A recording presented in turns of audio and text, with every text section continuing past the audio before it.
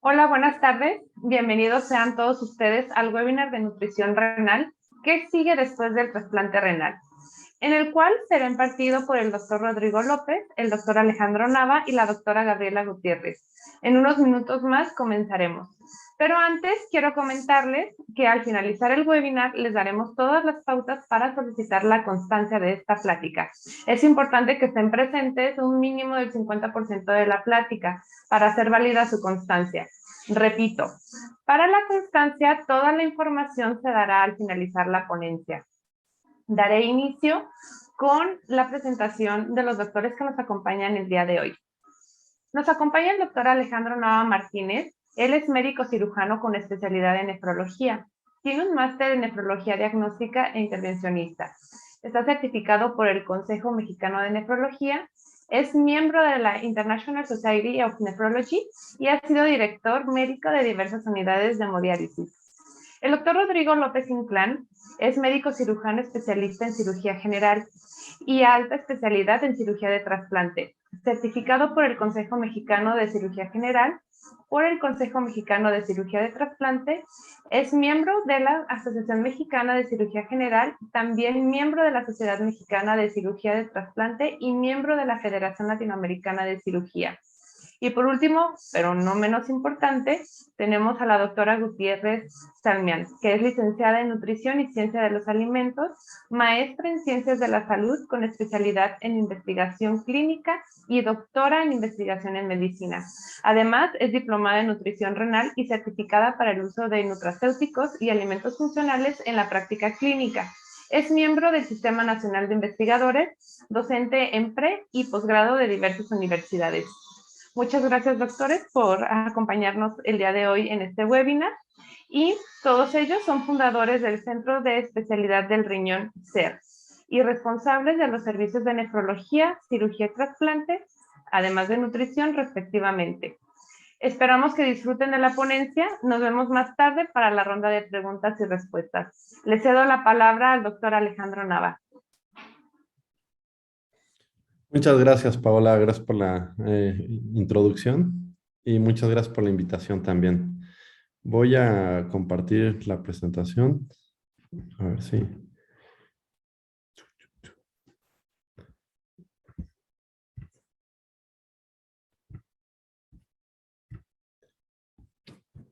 Sí, ahí está. ¿La ven? Sí. ¿Sí? Sí. Perfecto. Entonces, bueno, la plática de hoy está titulada ¿Qué sigue después del trasplante renal?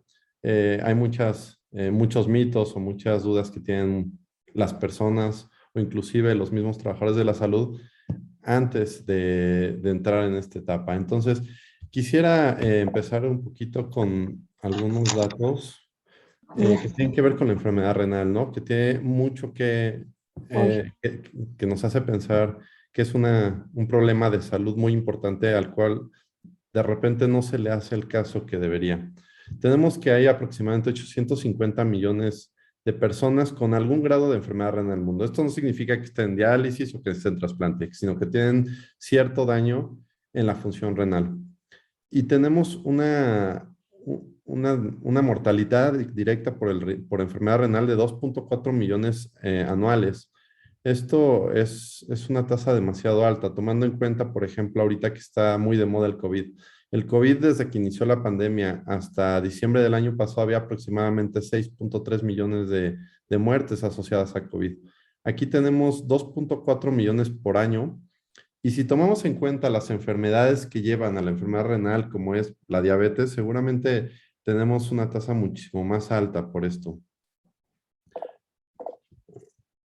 Ok, en México, pues la principal causa, por supuesto, la diabetes mellitus, que no nada más está descontrolada, sino va en aumento.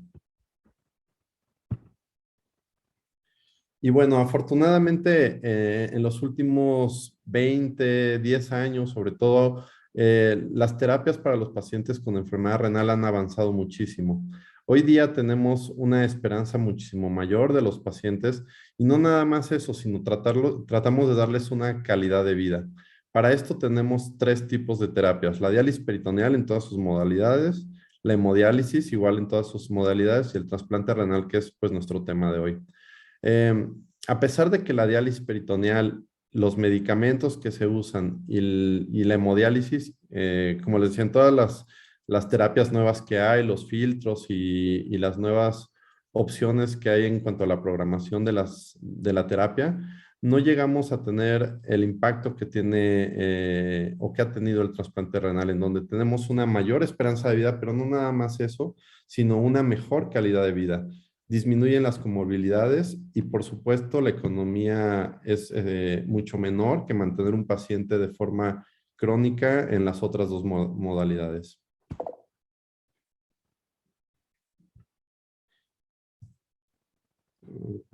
Entonces, las técnicas quirúrgicas que se han visto mejoradas en los últimos 30 años se han estandarizado y también hemos mejorado en cuanto a los servicios de cuidados intensivos, medicamentos, protocolos de estudio, protocolos de estudios de laboratorio, de inmunología, cardiología, nos han hecho avanzar muchísimo en el trasplante.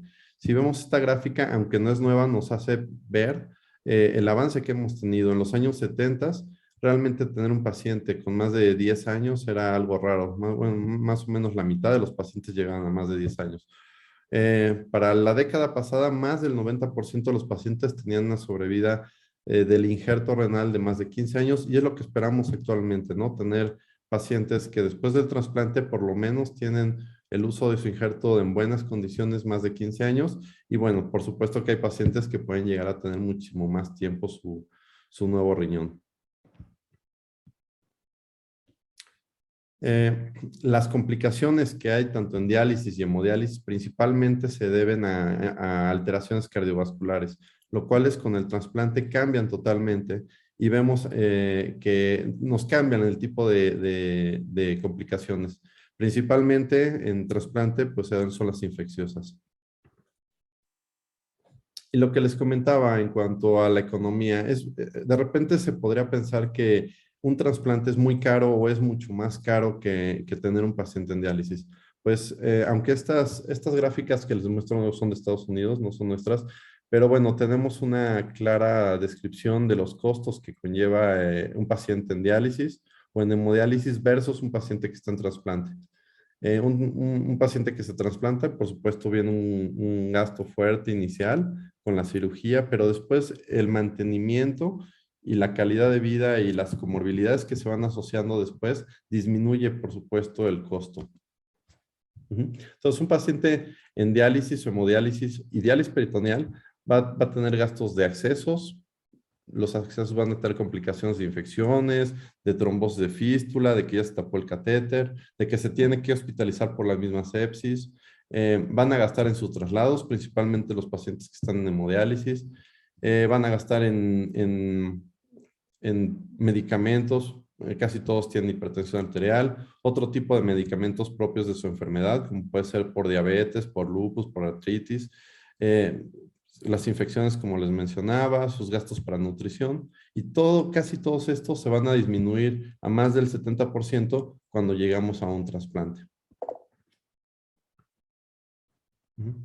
Entonces, aunque es un poco breve lo que vamos a mencionar sobre los pacientes de qué va a pasar con su riñón, ¿no? ¿Qué va a pasar con el paciente que después de operarse se va a casa? Lo que les comentaba de los nuevos medicamentos y de las nuevas técnicas quirúrgicas han disminuido el tiempo de estancia del paciente en hospitalización y que podamos egresarlo lo más pronto a su casa.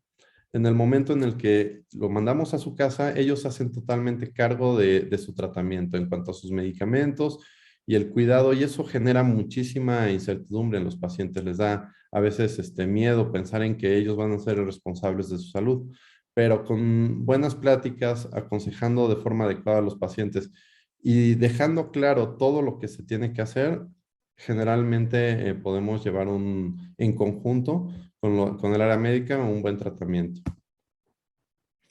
Entonces, parte de lo que tenemos en cuanto a medicamentos, les mencioné los inmunosupresores. Actualmente tenemos una gran batería de medicamentos inmunosupresores o inmunomoduladores que nos ayudan a que el cuerpo no rechace el nuevo órgano. Generalmente los pacientes están tomando de 2 a 3 medicamentos, depende también del tipo de el tipo que tengan de sensibilización ante el órgano que aceptaron. Y son medicamentos que van a tener que estar tomando desde que llega el trasplante hasta que lo pierden. Todo el tiempo tienen que tomar los trasplantes. El éxito de un paciente que tiene una buena sobrevida es el buen apego a sus medicamentos, horarios, dosis adecuadas, que no se les olvide. Esos pacientes generalmente tienen muy buen pronóstico. Y los demás medicamentos que no hay que olvidar. Si la enfermedad renal fue por diabetes, hay que continuar con sus medicamentos para diabetes. Si fue por lupus, también vamos a tener que tratar, y etcétera. Así todos los medicamentos que tengan que estar tomando también se tienen que controlar, porque obviamente las enfermedades pueden llegar a recidivar, ya sean glomerulopatías o, por ejemplo, diabetes, pues la misma diabetes nos puede llegar a alterar el injerto o alterar sistémicamente al paciente. Ujú. Entonces, como les decía, pues los medicamentos que más se utilizan ahorita, como en general, pues es la prednisona, el micofenolato y tacrolimus, pero tenemos otros medicamentos un poco más viejos o que van saliendo más nuevos que podemos ir combinando y podemos ir adecuando el tratamiento, depende de las características de cada paciente. No todos los medicamentos, no todos los pacientes usan los mismos medicamentos, pero en general, bueno, pues son de los avances que hemos tenido. Ujú. Después de que se van de alta, después de que egresan a casa, viene una fase que nosotros estamos muy al pendiente del paciente. Generalmente lo citamos en consultorio una vez a la semana, después vamos abriendo cada 15 días, después una vez al mes, y así vamos abriendo hasta que de repente se vuelven nada más revisiones. ¿Por qué al principio tenemos que citarlos de forma cotidiana? Pues para el ajuste de medicamentos, para ver que no tengan las complicaciones propias de la supresión por medicamentos, que es principalmente las infecciones. Entonces, todos estos detalles son muy importantes, sobre todo el primer mes. Después vamos abriendo los espacios y el paciente empieza a conocerse y nos empieza a dar datos de alarma cuando realmente las hay. O sea, los pacientes empiezan a aprender cómo estar con su órgano y cómo cuidarlo. El aislamiento, generalmente esto es lo que se cree, que un paciente trasplantado, inmunosuprimido, tiene que estar en una bola de cristal. No es así, gracias a los medicamentos y a las nuevas terapias. No es necesario. Generalmente les pedimos un mes de aislamiento en casa. Bueno, ahorita está muy de moda el cubrebocas, pero bueno, les pedimos normalmente antes de la pandemia que se pusieran el cubrebocas una semana, un mes aproximadamente, y después, pues, la mayoría de los pacientes se reincorpora a sus actividades totalmente normales, ya con la adecuada función del órgano.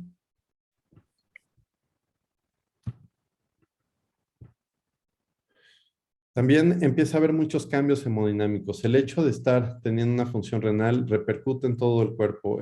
El riñón no trabaja solito. Generalmente cuando el riñón se enferma, el corazón se empieza a enfermar, los pulmones se empiezan a enfermar, el hígado, todo es un sistema. Entonces, si de ese sistema lo que está fallando es el riñón, al hacer el trasplante empieza a funcionar, el corazón empieza a mejorar. En los ecocardiogramas que se hacen previo y posterior a los trasplantes hay una franca mejoría, empieza a haber disminución de volúmenes, por lo tanto generalmente la presión arterial se llega a controlar y entonces todos los medicamentos que tomaban los pacientes en hemodiálisis y en diálisis peritoneal se van para abajo y nos quedamos generalmente con lo mínimo, 3, 4 medicamentos, 3 inmunosupresores y alguno que otro que usen por su enfermedad de base. Los pacientes que tienen solamente patología renal generalmente se quedan con esos 3. En cuanto a hábitos dañinos, pues son cosas que no les podemos recomendar a un trasplantados, que el cigarro, que estar tomando refresco, que alcohol, todos estos hábitos, pues en general se recomienda pues evitarlos. El convivio con animales, depende qué animal, pero los domésticos cotidianos, pues perros, gatos, solamente les pedimos que estén bien vacunados.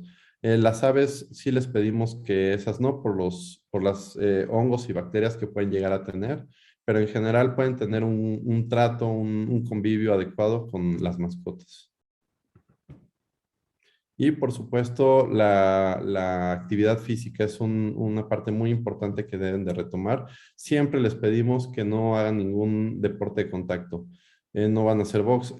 Como les va a comentar el doctor Rodrigo ahorita, el riñón queda en una zona desprotegida. Entonces puede llegar a tener golpes directos que no tiene ninguna protección. Entonces el hecho de estar, por ejemplo, en una bicicleta, en un caballo, que te haga susceptible a tener un golpe abdominal, puede ser muy peligroso. Pero de ahí en fuera, les pedimos generalmente que hagan una actividad física normal. Hábitos de higiene, pues los normales, nada en exceso.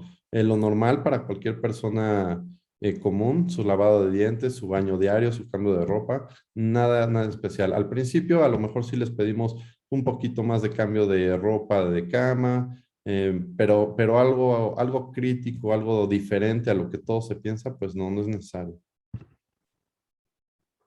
El embarazo también es posible, siempre y cuando se haga bajo supervisión médica y planeado. ¿Por qué planeado? Porque tenemos que cambiar algunos de los medicamentos que están tomando inmunosupresores porque son teratogénicos, o sea, pueden llegar a tener alteraciones en el bebé. Entonces, generalmente nos avisan, hacemos cambios, nos programamos y es algo factible. Y en la actividad sexual cuando un paciente está enfermo, que está en hemodiálisis, en diálisis, generalmente el deseo sexual se pierde, lo cual se recupera pues después del trasplante. También es algo muy bueno. Ujú.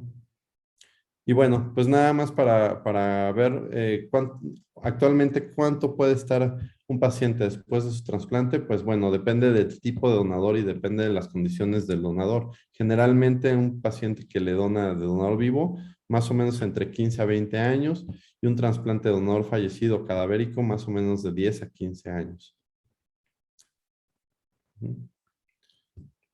Y bueno, por mi parte sería todo. Le dejo la plática al doctor Rodrigo, que nos va a hablar un poquito más del acto quirúrgico. Muchas gracias.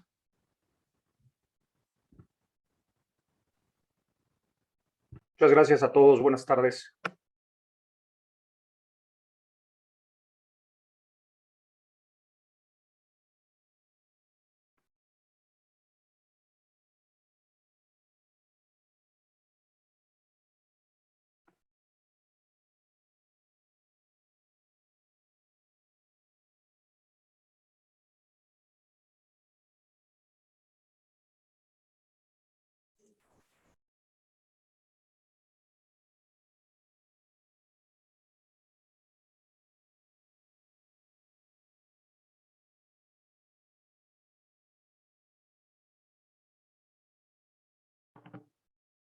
Están ayudando con la presentación.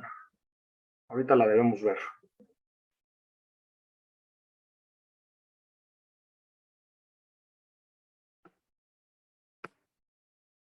Bueno, muchas gracias por la invitación.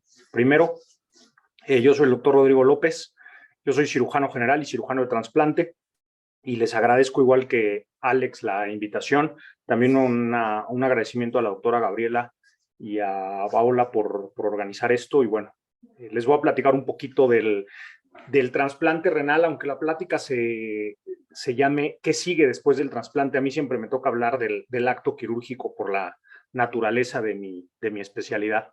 Entonces, siempre el trasplante renal se va a tratar de dos cirugías, ¿no? Es un procedimiento muy diferente a todo lo que ustedes puedan saber o creer conocer de las cirugías, porque a mí me toca hacer dos cirugías. Una es la nefrectomía, que se entiende el procedimiento por el cual obtenemos el órgano para la donación, y la otra es el trasplante renal, que como tal es el momento en el cual colocamos este órgano que ya se obtuvo, ya sea de un donador vivo o de un donador cadavérico. Entonces, la nefrectomía como tal es la obtención del órgano, es el procedimiento a través del cual obtenemos el órgano. Hay dos modalidades de nefrectomía. Una puede ser para un donador vivo, otra puede ser para un donador cadavérico. La de donador vivo también se divide para donador vivo relacionado o donador vivo no relacionado. A partir del año 2004, 2005 cambió la legislación en México y está permitida la donación viva no relacionada. Entiéndase como donación viva relacionada todo aquel que a través de documentos oficiales se pueda demostrar el parentesco. Quiere decir hermanos, padres, cónyuges, etcétera, etcétera. Y la viva no relacionada, pues todo lo que no entre en este cuadro.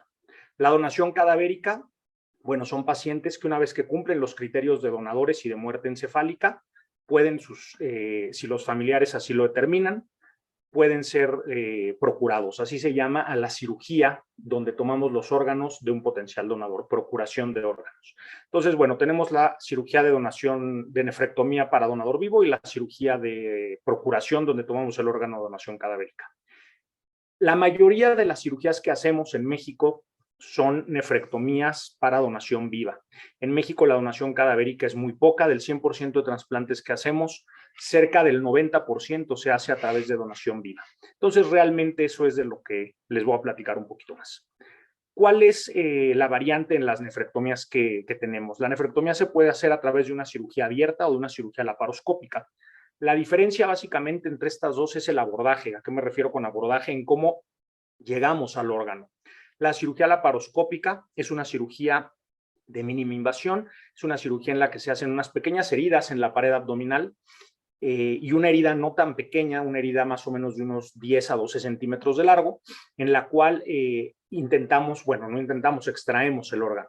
Y la nefrectomía abierta clásica, la tradicional, es una cirugía en la que solo a través de una herida se hace todo este procedimiento quirúrgico. ¿Cuál es la diferencia real entre estas dos? Primero, en la que uno como cirujano se sienta más seguro, más capacitado. La otra, dependemos también del recurso del paciente. Hacer una cirugía laparoscópica aumenta el costo aproximadamente en 120, 150 mil pesos solamente por el equipo que se necesita. Y la otra, la cirugía laparoscópica solo se puede hacer cuando vamos a tomar un riñón izquierdo. Y a eso voy con el siguiente punto de la diapositiva, la selección del órgano. Como ustedes saben, un paciente para que pueda ser un donador vivo tiene que ser una persona sana. Esta persona sana, gracias al estudio y al protocolo que sigue el doctor Alex, en mi caso, que es el nefrólogo con quien yo trabajo, el doctor Alex hace toda una serie de estudios, revisa, y una vez que él ya tiene todo este protocolo completo de estudios, me da a mí luz verde para realizar la cirugía. En este protocolo, el último paso que tenemos es una fotografía de los riñones. Esta fotografía se llama angiotomografía renal, en la cual vemos los riñones y vemos toda la parte venosa y arterial del riñón. ¿Por qué es importante hacer este estudio? Primero, porque tenemos que estar con la certeza de que el paciente que es un potencial donador tiene 2 riñones. Pareciera algo muy obvio, pero no lo es. Una de cada 4,000 personas solo tiene un riñón, es una persona monorrena y son personas totalmente sanas. De ahí que se justifique la donación viva relacionada o la donación viva relacionada o no relacionada.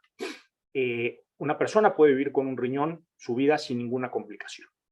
Entonces tenemos ese estudio para saber que la persona que va a donar tiene sus 2 riñones. Una vez que verificamos eso, que tiene sus 2 riñones, junto con el doctor Nava, nos sentamos y vemos los riñones y hacemos la selección del órgano. La selección del órgano, el 70% de las ocasiones vamos a escoger riñón izquierdo. Esto es por una cuestión anatómica que nos facilita el procedimiento a los cirujanos, por cómo está irrigado el riñón.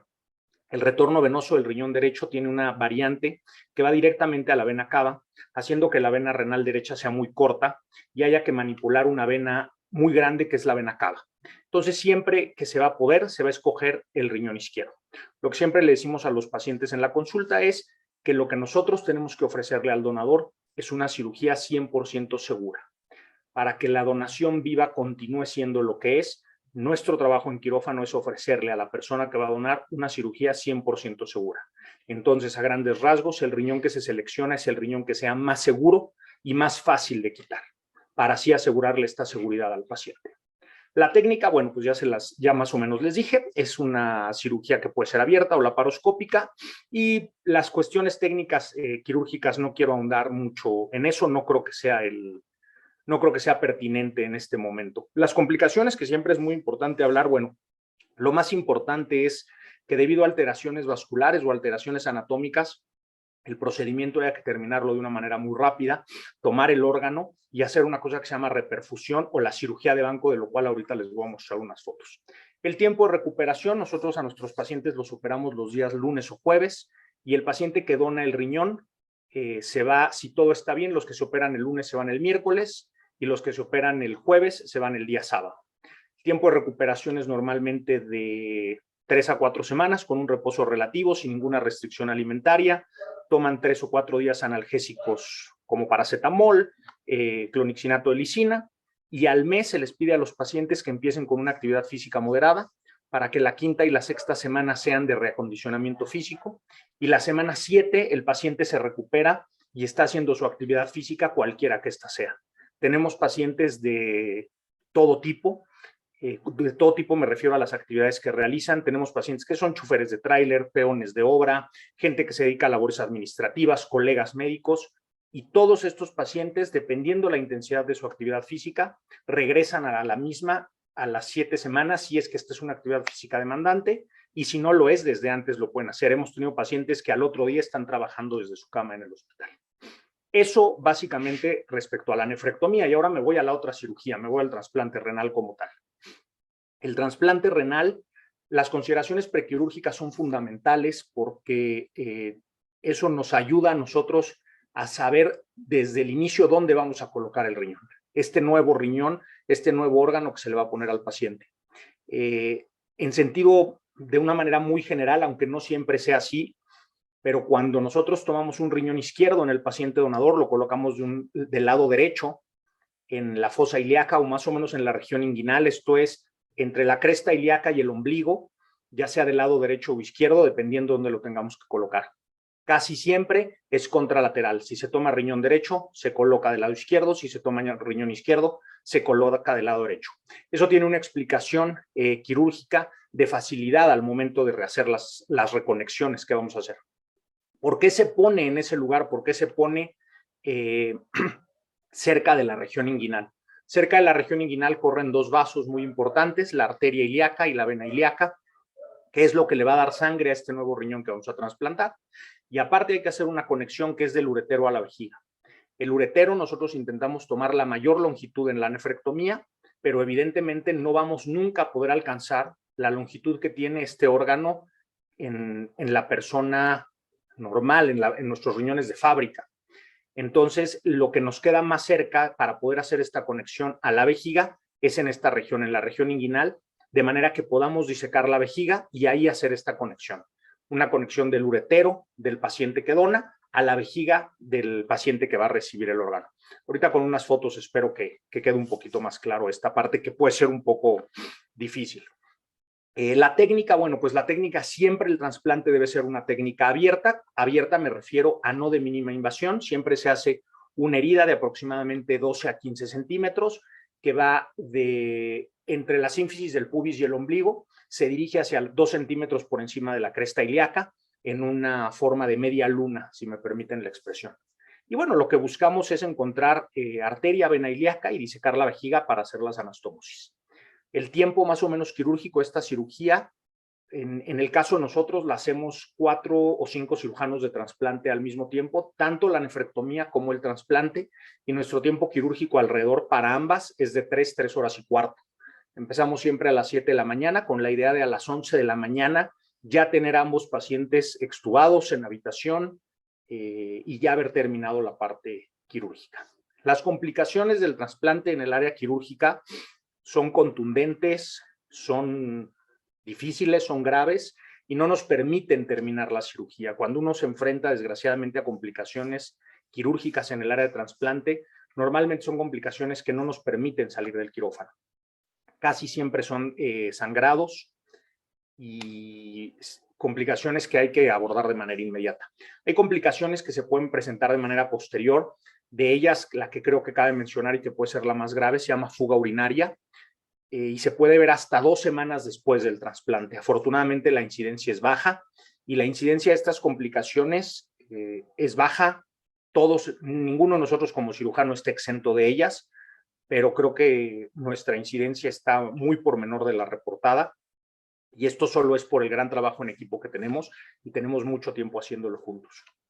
El tiempo de recuperación en el caso del paciente que recibe el órgano, les comenté que para la persona que dona el órgano, si se opera un lunes se va un miércoles y si se opera un jueves se va un sábado. En el caso de quien recibe el órgano, si se opera un lunes se va un viernes y si se opera un jueves se va un lunes. O sea, básicamente les pedimos 4 días de estancia hospitalaria, no les pedimos más, siempre y cuando todo marche como deba de marchar.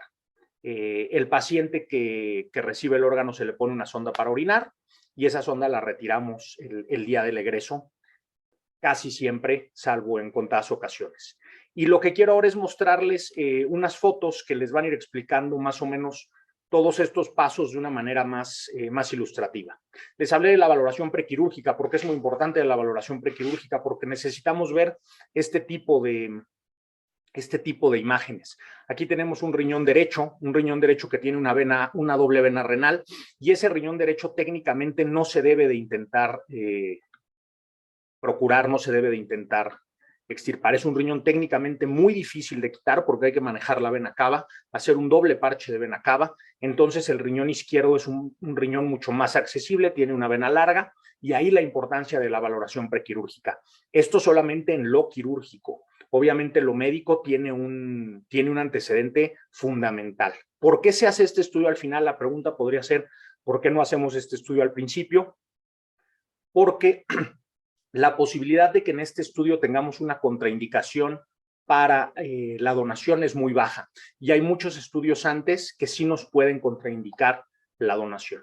En la siguiente foto lo que vamos a ver, bueno, pues lo único que les quería mostrar en la que sigue es cómo estamos realmente, cómo nos ubicamos más o menos en el quirófano. Un cirujano, un primer ayudante, hay un segundo ayudante que en esta foto en particular no se alcanza a ver. Las 3 personas que entramos a la nefrectomía somos cirujanos de trasplante. Esos metales y esos fierros que ustedes ven es un separador especial que usamos, es un separador de Thomson Farley que nos ayuda mucho. La posición del paciente es una posición para lumbotomía, se llama, o de cúbito lateral. Si el paciente le vamos a tomar riñón izquierdo, pues es un de cúbito lateral derecho, y si vamos a tomar riñón derecho, de cúbito lateral izquierdo. Y así podemos acceder. La incisión se hace por debajo de la costilla, de 10-12 centímetros, para poder acceder a los planos, ¿no? En la siguiente foto, lo que vamos a observar es, una vez que ya tenemos el riñón, lo que hacemos es esta cirugía de banco, donde se termina de preparar el órgano. Hay que prepararlo con una solución especial. Perdón.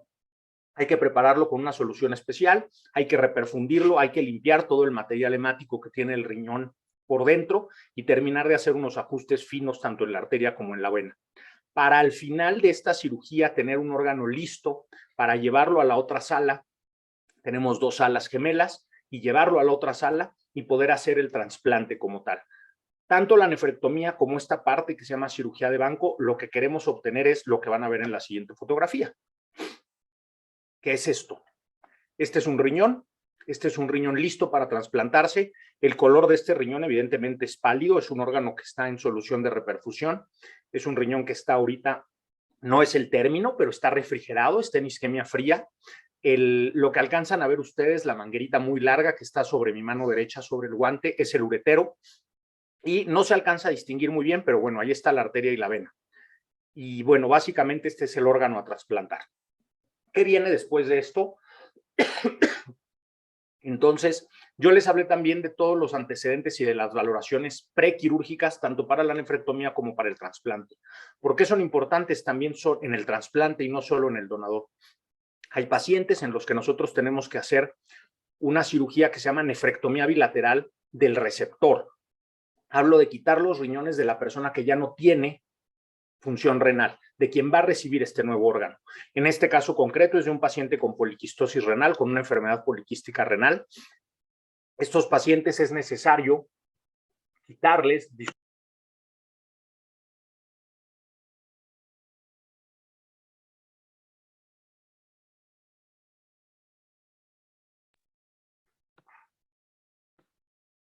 Perdón.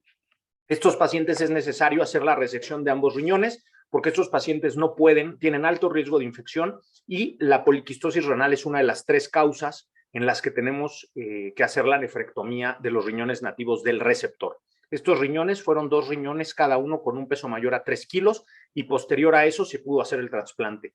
Hay 2 escuelas, se pueden hacer estas nefrectomías del receptor en el mismo evento, o se hacen 2 cirugías separadas. La literatura de cómo hacerlo no es clara. realmente es una cuestión más del criterio y de la experiencia de cada uno. En nuestro caso, nosotros como grupo hacemos la cirugía en el mismo tiempo quirúrgico, hacemos una nefrectomía de riñones nativos y en el mismo evento quirúrgico hacemos el trasplante y hemos tenido muy buenos resultados.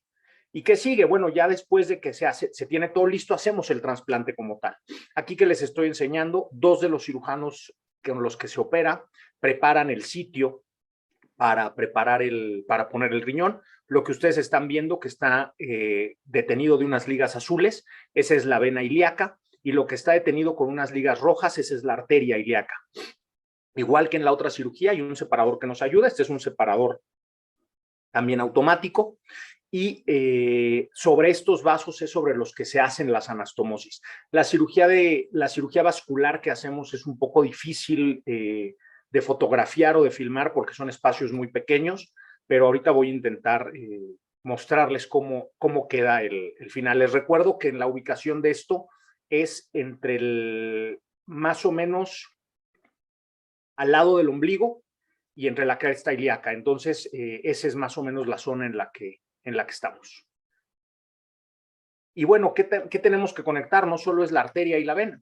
Entonces, este espacio muy pequeño que ustedes alcanzan a ver, se alcanza a ver al lado de una pinza de disección, se alcanzan a ver 2 hilitos muy delgados.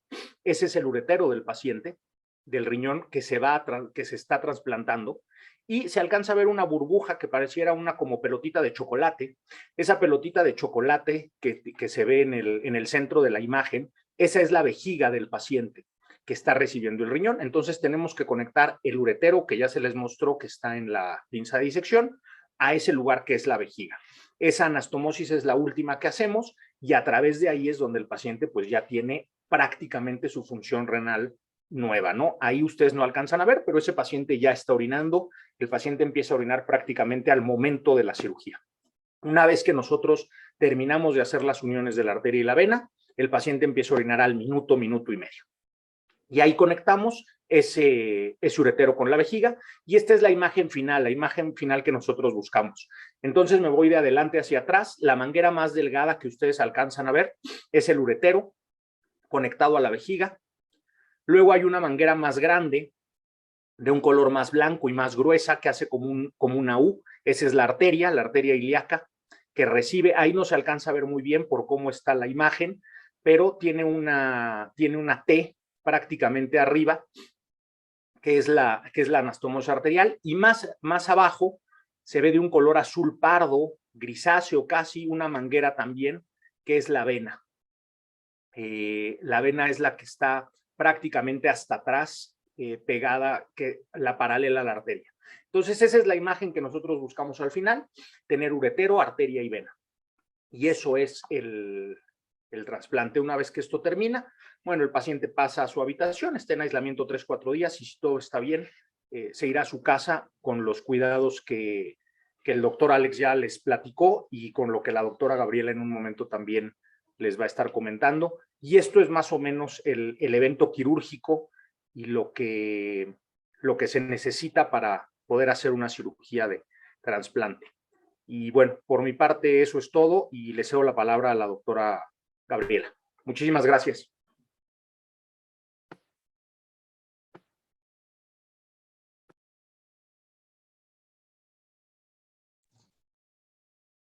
Muchas gracias. Y pues bueno, entonces, de la mano con el proceso quirúrgico y con el tratamiento médico, pues ustedes saben que al final somos un equipo integral y el paciente es el cuidado que debe de recibir, ¿no? Entonces, vamos a ver un poquito de los aspectos de alimentación y nutrición. Aquí ponemos también después del trasplante renal, pero como los doctores mencionaban, en realidad el proceso inicia desde su preparación, ¿no? Entonces, aquí les señalo un poquitillo cómo en realidad desde el protocolo de trasplante empezamos a revisar al paciente antes del procedimiento quirúrgico. Y ahora, aquí hay diferentes tipos de pacientes, porque puede haber aquellos que sí están en un tratamiento sustitutivo o aquellos que van directamente al trasplante renal, ¿no? Y bueno, no es el tema de la plática, pero la dietoterapia es significativamente diferente en cada uno de estos pacientes. Al final, el objetivo es el mismo, es optimizar no solamente el peso, sino más bien la composición corporal. La mayoría de las veces, como ustedes saben, lo medimos como índice de masa corporal, sin embargo, esto finalmente no nos habla de las condiciones reales del paciente, por lo tanto, lo más adecuado es más bien descomponerlo en sus compartimentos, como son la masa grasa y la masa muscular esquelética.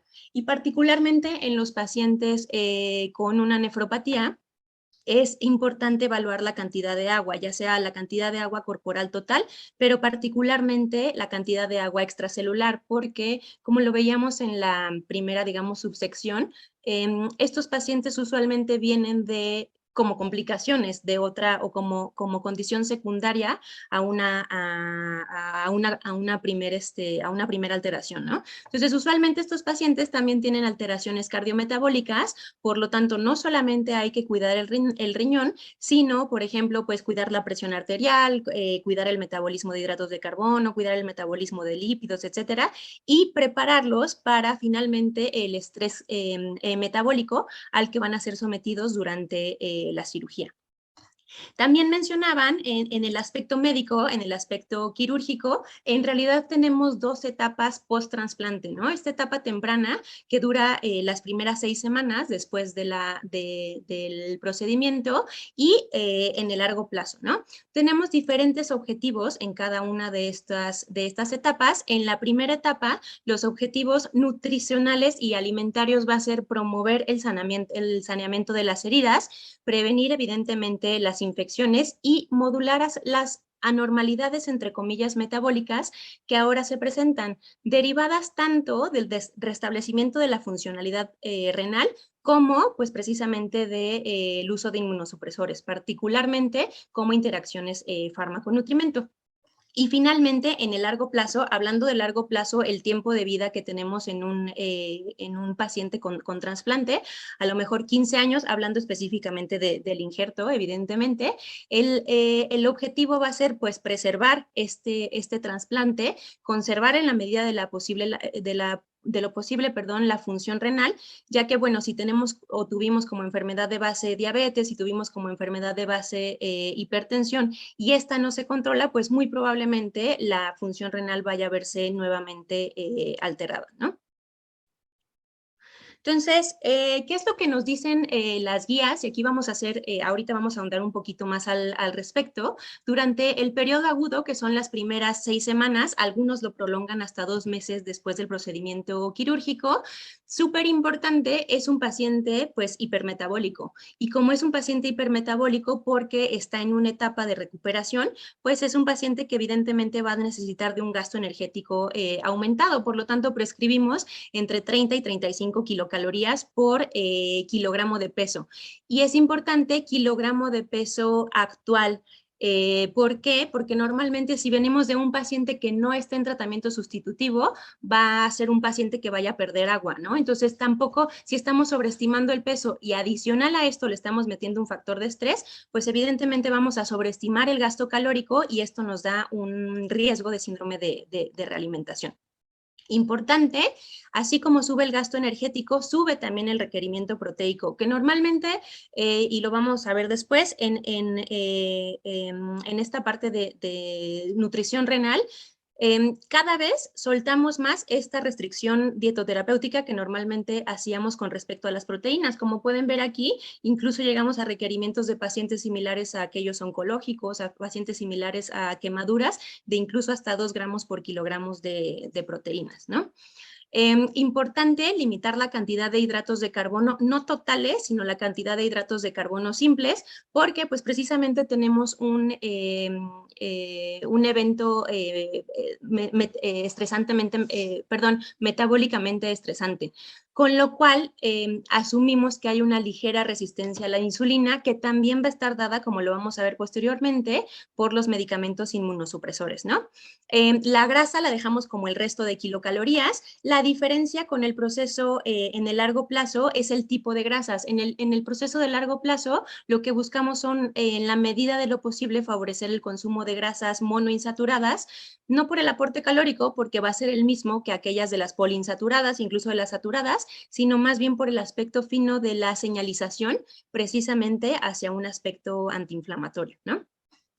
Restricción, bueno, más bien control de sodio en ambos casos, similares a los de los pacientes de la población general, e importante, solamente restringir potasio cuando el paciente está en hipercalemia, no como las guías o las recomendaciones anteriores en los que a todos los pacientes nefrópatas se restringía el potasio. Esto se ha visto que más bien se asocia a un proceso de desnutrición y pues por lo tanto a un peor pronóstico en lo general para el paciente. Ahora, pero bueno, ¿en dónde está la evidencia? No nada más todo es porque lo decimos, digamos, por experiencia, sino que aquí lo que me gustaría mostrarles es un poco del proceso farmacológico o las vías, por qué está justificado subir el aporte proteico. Como pueden ver, los inmunosupresores, particularmente los glucocorticoides, lo que hacen precisamente es bloquear estas vías anabólicas en términos de síntesis muscular y síntesis de proteína en general, no nada más de masa muscular esquelética.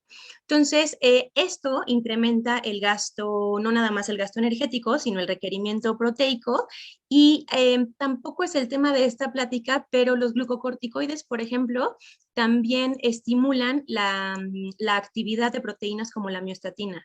Y la miostatina, de hecho, lo que hace es disminuir la diferenciación, por ejemplo, de las células satelitales, y la diferenciación de los mioblastos, de tal forma que esto en la clínica se traduce a una menor muscularidad, ¿no? Y esto se los menciono, después podemos tratarlo en otro seminario, porque existen de hecho alimentos y bioactivos funcionales que son capaces de inhibir a la miostatina. Entonces, y no se contraindican ni tienen interacción con los inmunosupresores. Entonces, bueno, también es importante, ¿no? Y los inmunosupresores, pues finalmente dentro de su mecanismo de acción está la ubiquitinación de proteínas, y la ubiquitinación de proteínas finalmente se traduce en degradación de músculo. Y bueno, aquí solamente les muestro dos imágenes de esto. Es, por ejemplo, un grupo control en un modelo murino, pero también tenemos un grupo al que se le dio dexametasona como glucocorticoide, y ustedes pueden ver cómo se afecta histológicamente finalmente la masa muscular, ¿no? Esto se va a traducir en alteraciones en la funcionalidad, en la calidad de vida e incluso en el metabolismo del paciente post-trasplante. Y bueno, aquí entonces les presento dos estudios prospectivos. No son estudios experimentales, sino que son cortes, pero finalmente lo que demuestran es que aquellos terciles que tenían un incremento en el consumo de proteína tenían un riesgo significativamente menor. Fíjense aquí cómo tenemos una disminución del 53% de probabilidad de mortalidad por todas las causas, y una disminución de falla en el injerto en 58%. Es decir, casi el 60% del riesgo que se tiene de que falle el injerto puede ser disminuido subiendo la proteína, pues lo cual hace a la dietoterapia pues totalmente rentable, ¿no? Incluso aquí tenemos este otro estudio en el que se asocia la excreción urinaria de urea como un marcador de consumo proteico, y lo que se encontró en este estudio fue una relación inversa con la excreción urinaria, es decir, el consumo de proteína y la mortalidad. Como pueden ver, aquí tenemos una reducción en el riesgo del 20% y otra vez una reducción en el rechazo del injerto en 28%, ¿no? Entonces, como conclusión, sí o sí es rentable subir la proteína en mi paciente en el periodo inmediato al trasplante, al proceso quirúrgico. Y por otra parte, como les comentaba, también es importante modular el metabolismo de los hidratos de carbono, particularmente los hidratos de carbono simple, porque como pueden ver también los inmunosupresores, pues justamente lo que hacen es alterar la señalización particularmente de la insulina. Entonces, al bloquear la señalización de insulina, incrementan gluconeogénesis, de tal forma que esto se manifiesta como hiperglucemias, incrementa la lipólisis, y la lipólisis a su vez favorece la propia resistencia a la insulina. Al final todo esto se va a ver manifestado como un incremento en la concentración plasmática de glucosa, que bueno, como ustedes saben, finalmente también tiene efectos sobre el sistema inmunológico, que por una parte estamos intentando suprimir con los glucocorticoides. Entonces, el prenderlos con esta glucotoxicidad pues finalmente va a ser un factor pronóstico para incluso la sobrevida del injerto, ¿no? Y bueno, también vemos cómo los glucocorticoides y la propia señalización de insulina finalmente se vinculan también, al final todo es redundante en la nutrición, ¿no? Entonces se vinculan también al crecimiento o al anabolismo muscular. Entonces, bueno, en términos de manejo de hidratos de carbono, se recomienda una dieta fraccionada precisamente para evitar estos picos hiperglucémicos.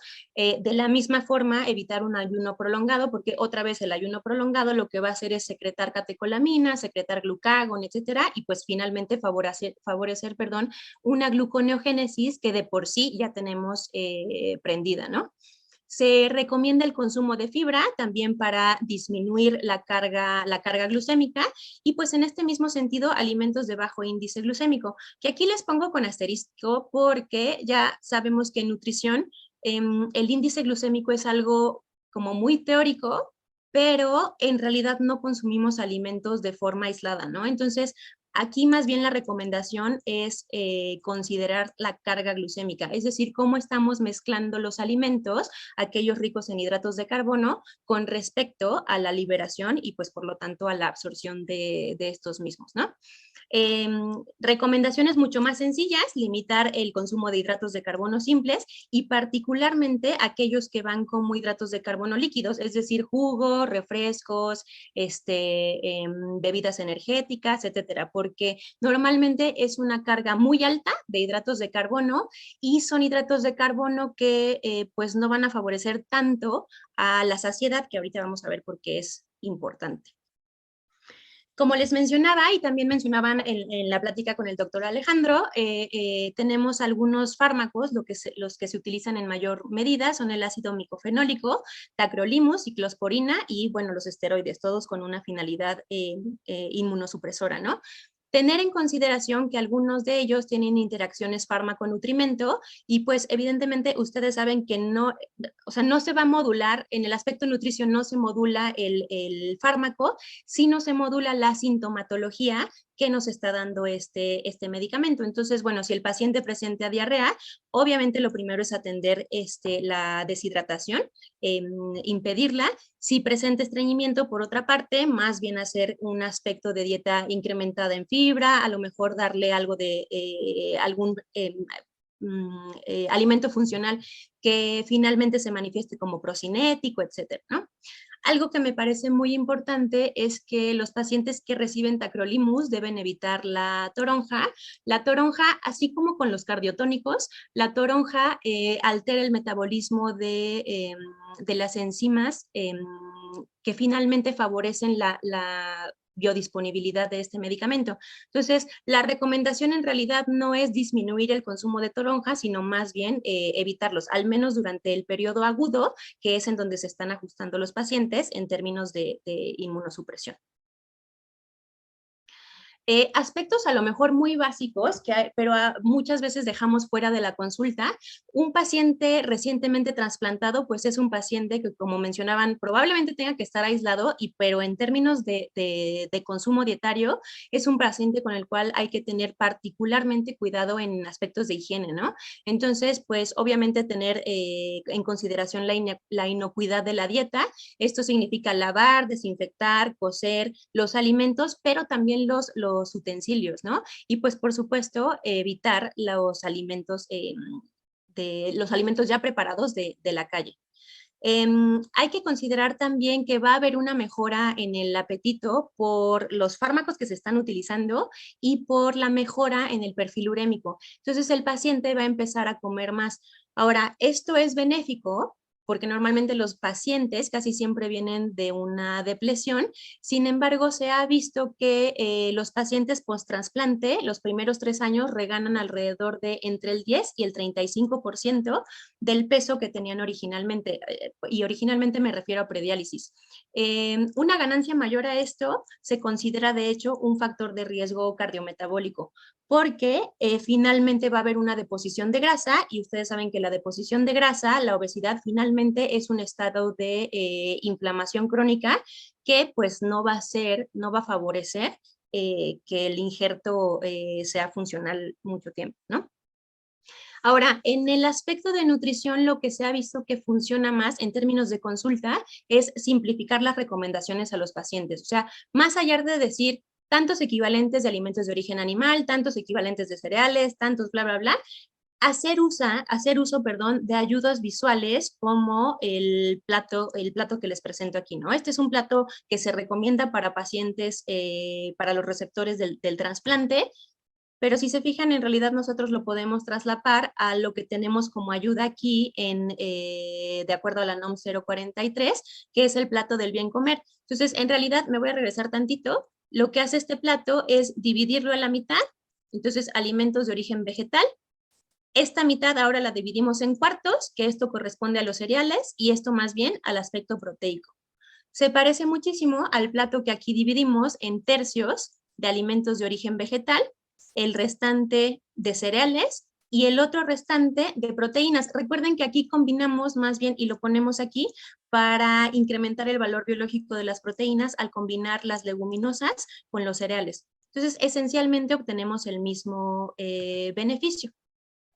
Y bueno, ya cerrando un poco estos temas, se ha visto que más allá de dar recomendaciones, como les decía, por número de equivalentes, por porciones, etcétera, la recomendación más funcional para cuando el paciente ya se va a casa y en realidad las consultas se espacian y el paciente sigue con su vida, es la recomendación de patrones, particularmente el patrón de dieta mediterránea, pues evidentemente sabemos que en el aspecto cardiometabólico tiene los mayores beneficios, y no es porque sea mediterránea tal cual, sino es porque en realidad los ingredientes de la dieta mediterránea tienen un aspecto biofuncional importante que lo que nos importa en el paciente trasplantado es que se traduce a antiinflamación.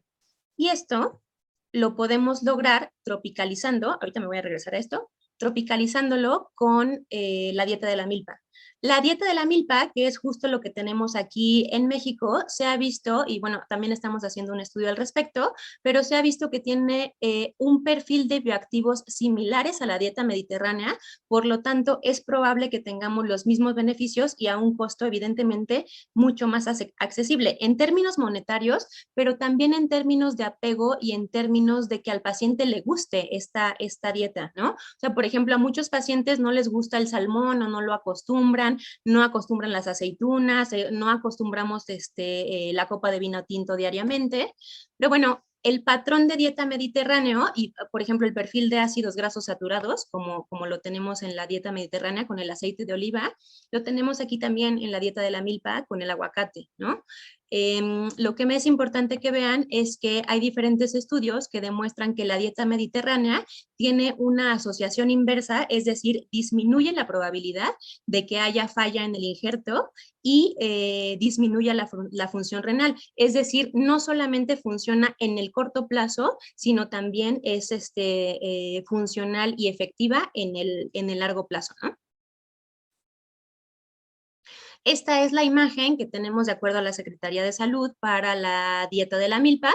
Como pueden ver, también es muy parecido al plato del bien comer. De este lado tenemos los alimentos de origen vegetal, particularmente las verduras. Incluimos algo de frutas. Tenemos un tercil, por ejemplo, de cereales, y esta parte que corresponde a las proteínas. En la dieta de la milpa, muchas de las proteínas finalmente vienen de leguminosas, particularmente del frijol, que el frijol de hecho se ha visto que tiene propiedades bioactivas y que se van también al aspecto de la antiinflamación, ¿no?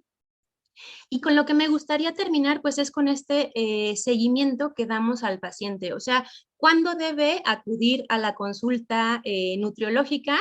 En primer lugar, lo más pronto posible, una vez dado de alta del postquirúrgico, ¿no?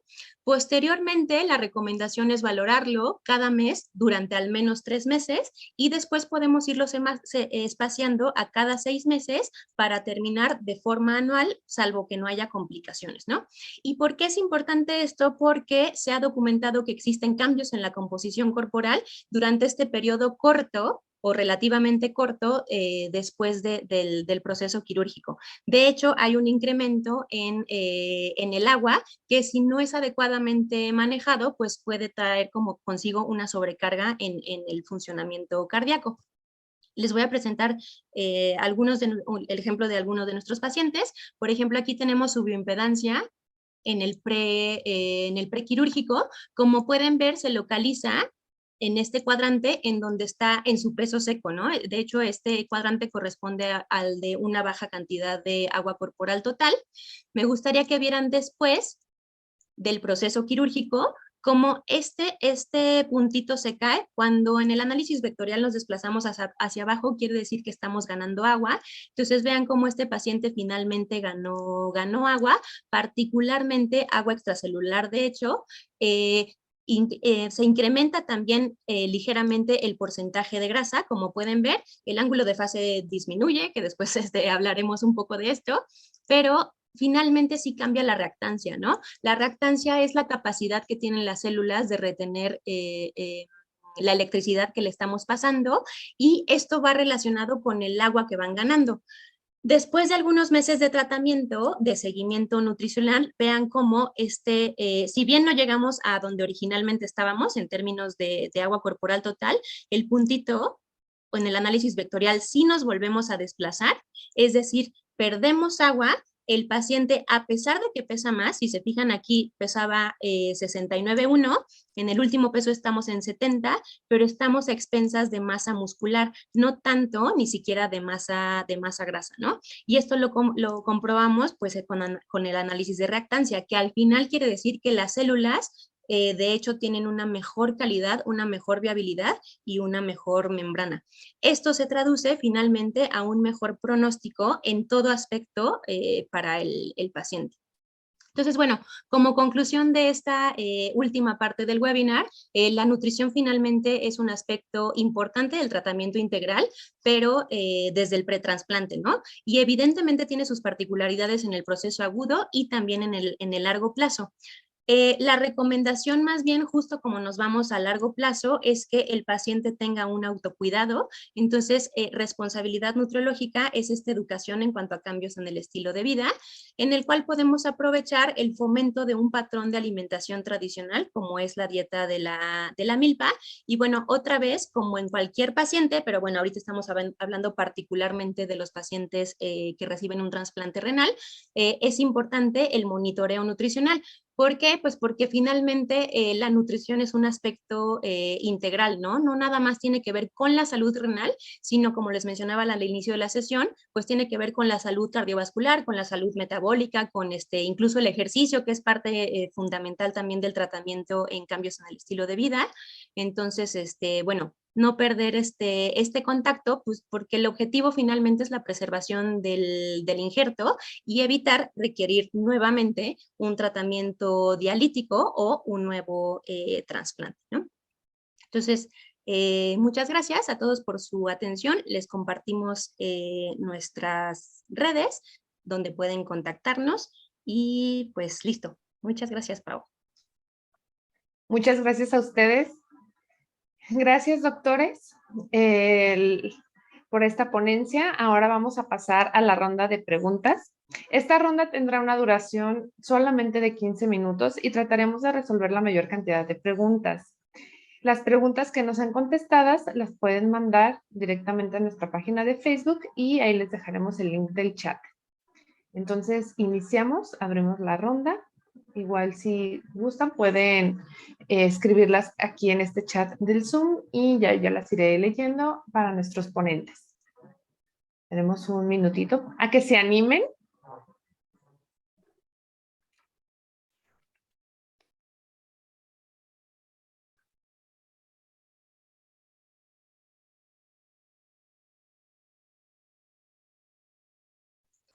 Aquí tenemos una todo fue pregunta. clarísimo. Ahí va. Sí, no, ya salió una pregunta. Muy bien. Ok, nos preguntan referente a la actividad física, si pueden hacer los pacientes algo de pesas o algo que desarrolle la masa muscular, porque pues, como bien sabemos, tabús para el paciente que está trasplantado es que pues no desarrollan mucha masa muscular por el tema de la creatinina, etcétera. No sé si Alex o Rodrigo quieran contestar la parte médica y si quieren yo complemento con la parte de composición corporal. A ver, tocaste un punto importante, Pau, de la creatinina. Nada más voy a hacer un poquito de mención porque es algo detallado, pero dejarles claro que la creatina es un marcador de función renal que viene de un desecho metabólico. No nos dice de forma precisa la tasa de filtrado, tenemos un estimado. Por supuesto que viene de músculo y por lo tanto, si hacen pesas y generan más masa muscular o cualquier ejercicio, va a subir la creatinina, pero eso no significa que el riñón esté trabajando mal o no esté trabajando como se debe. Entonces, en la lectura de los laboratorios es un poquito complejo esta situación. No nada más hay que ver la creatina, hay que ver como todo el entorno, ¿no? Funcional. Y pueden hacer entonces, o sea, un paciente que se trasplanta sí puede hacer ejercicio de fuerza. Sí, sí puede hacer ejercicio de pesas. Siempre le digo, lo que realmente no se recomienda son todo lo que lo lleve a un riesgo de tener un trauma. O sea, todos los ejercicios de contacto o cualquier actividad que pueda llevar a un accidente en donde el riñón se quede sin protección. Por ejemplo, el ejemplo más típico es la bicicleta. O sea, aunque vayas despacito, aunque tenga 4 llantas, si te caes, viene el golpe directamente al abdomen pues es un golpe directo a un órgano sólido que normalmente en una situación normal está protegido por la parrilla costal. Y bueno, en términos, pues digamos, no dietoterapéuticos, pero sí de composición corporal, de hecho lo que se recomienda es el estímulo de actividad física porque podemos darle toda la proteína necesaria, pero si no se tiene el... Ajá, o sea, por ejemplo, si no se prende AMPK, si no se tienen estas moléculas de deposición y de anabolismo muscular, en realidad no se va a construir ningún músculo esquelético, ¿no? De acuerdo, muchas gracias. Continuamos con la siguiente pregunta. Claudia Galeana nos dice, ¿cuál es el mejor momento para realizar un trasplante anticipado? Ok, yo también respondo esa.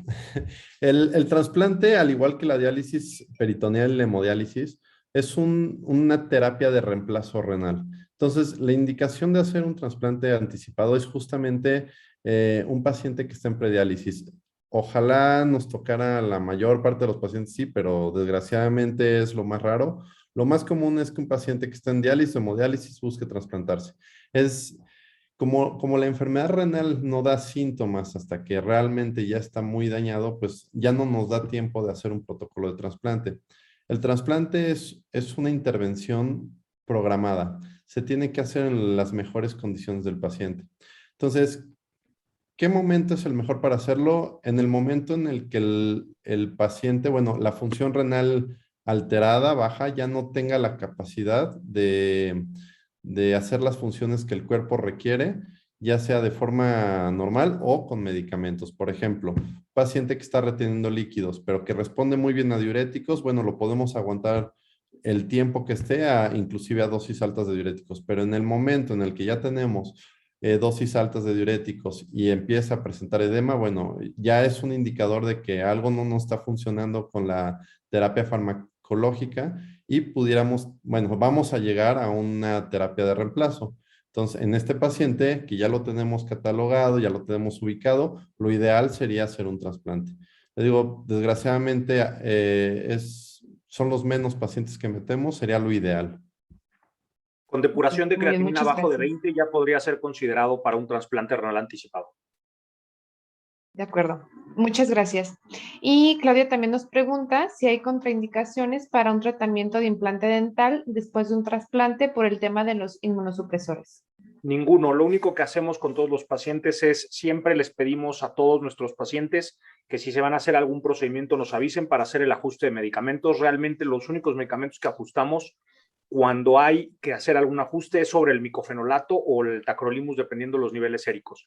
Pero sobre tratamientos quirúrgicos y dentales, en este caso, no hay ninguna contraindicación. De acuerdo, muchas gracias.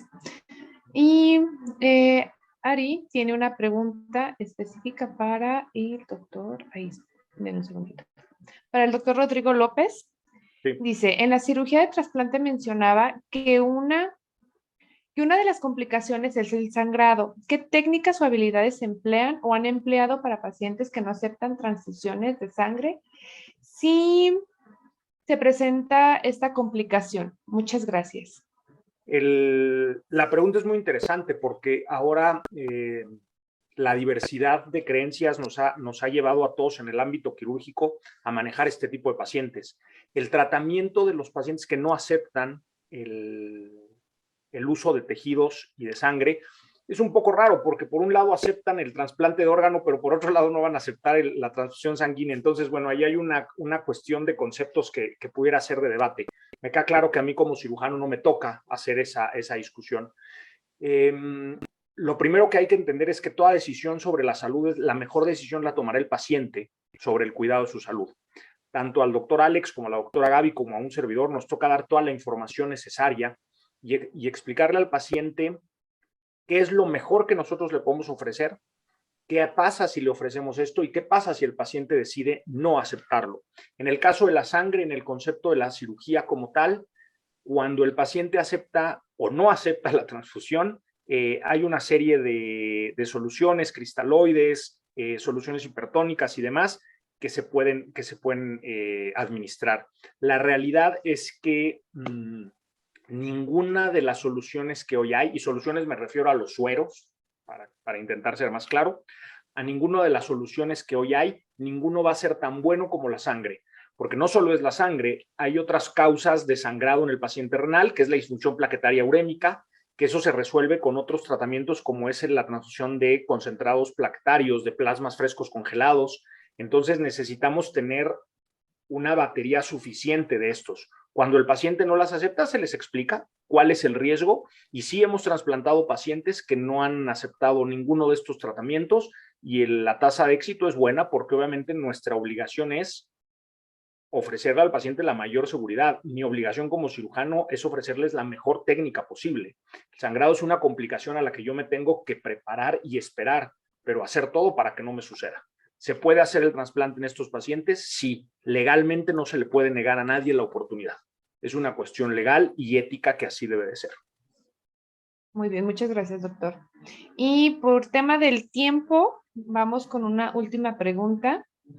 Y esta pregunta es de Amelia Ibarra. Nos dice, gracias por la ponencia, muy padre. Como duda respecto al potasio, si se sigue recomendando limitarlo en daño renal previo al trasplante. Hola, Ame, gracias. Las guías ahora lo que recomiendan es solamente hacer restricciones cuando hay hipercalemia. Lo mismo cuando hay hiperfosfatemia, etcétera. Entonces, no. De hecho, la restricción constante, como les decía, sin necesidad, a lo que lleva es más bien a un riesgo de desnutrición. Y el riesgo de desnutrición, pues, da un peor pronóstico en lo general para el paciente. Uh-huh. Gracias. ¿De qué? También nada más para complementar esto, hay que tener hay que ver el paciente. No es lo mismo tener un paciente en diálisis peritoneal o hemodiálisis con función renal residual a alguien en anuria.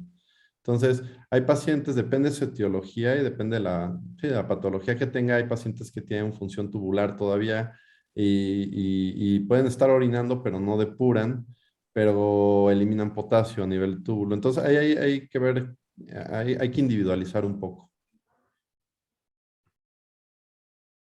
De acuerdo. Pues muchas gracias, doctores, por su tiempo, por acompañarnos en este webinar. La verdad es que estamos innovando en nutrición renal con esta temática de 3 ponentes en un solo webinar. Me pareció que fue muy bueno, muy ameno. Y a mí se me hizo que pasó el tiempo muy rápido. Entonces quiero darle las gracias. No sé si ustedes quieran mencionar algo ya para finalizar. No, pues Gracias solamente a todos. agradecerles. Perdón. No, perdón. No, pues agradecer la invitación porque sabíamos desde que platicamos con Ari, sabemos que trasplante no es el tema común justo de la nutrición renal, pero pues por eso la verdad es que nos pareció importante, ¿no? Porque al final es como pues la única cura. por así decirlo, para la enfermedad. Entonces, les agradecemos, la verdad, mucho la invitación. Y bueno, ahora sí, no sé, perdón, Rodrigo. Uy, Alex, listo. Nada más, gracias por la invitación. A nosotros nos interesa mucho llevar el trasplante a la mayor cantidad de gente posible. Nos enfrentamos a estos pacientes que sufren mucho y no es fácil verlos, no es fácil manejarlos. Esperemos que con esto podamos acceder a más, que ustedes sean capaces también de llevarles esta información a más pacientes, porque el paciente después del trasplante le cambia la vida y para nosotros es una maravilla poderlos ver. Y si esto nos ayuda para acceder a un grupo más de pacientes y para que ustedes le lleven esta información a más gente, se los vamos a agradecer eternamente y creo que eso es lo más padre de esto. Muy bien, muchas gracias. Doctor Alejandro, ¿quiere comentar algo? Agradecer la oportunidad del espacio y como decía Rodrigo, bueno, y Gaby, pues es la mejor opción de terapia de reemplazo para cualquier paciente, es eh, mejorar la calidad de vida. Y como decía la pregunta, el trasplante anticipado sería la mejor opción, pero también hay que tener ahí cuidado con los pacientes que tardan mucho en trasplantarse, porque la diálisis, la hemodiálisis, a pesar de ser muy buenas terapias, pues no suplen al 100% la función del riñón y hay un deterioro pues progresivo, crónico, que de repente cuando el paciente dice, es que no quería trasplantarme porque tenía miedo, pero ya quiero, bueno, ya no estás en condiciones para aguantar esta cirugía. Entonces, entre más rápido la hagamos, el paciente va a estar en mejores condiciones y menos complicaciones vamos a tener. Muchas gracias a los cuatro. Y solo quiero comentarles al público que tuvimos algunos problemas de conexión en las redes sociales, pero esta sesión fue grabada. El día de mañana la vamos a subir a todas nuestras plataformas, en YouTube, en Facebook. Y para el tema de sus constancias, es importante que ingresen al link que les compartiremos en el chat de nuestras transmisiones. Lo que tienen que hacer es llenar sus datos y dar clic en generar y en automático se les estará descargando y abrirá la constancia. Este enlace estará disponible única y exclusivamente desde este momento hasta el día viernes 21 de julio a las 11:59 p.m. Recuerden que la constancia se descargará en automático, no se envía por correo. Si presentan algún problema para descargar o guardar su constancia, como que el nombre aparezca en blanco o no se descargue automáticamente, les pedimos que lo intenten de nuevo en otro navegador o incluso en otro dispositivo. Si se sigue presentando el problema, por favor inténtenlo al día siguiente y pues recordando que tienen solamente una semana para descargar sus constancias. Los invitamos a seguirnos en todas nuestras redes sociales, donde compartimos información útil sobre la innovación, investigación y nutrición renal. Agradezco enormemente la asistencia a este webinar y a ustedes, doctores, por su tiempo y explicarnos también este tema que, como bien decían, el trasplante de repente está un poco desmarcado de todo lo que es la enfermedad renal y nuestro trabajo será difundir este mensaje. Muchas gracias y que pasen muy bonita tarde.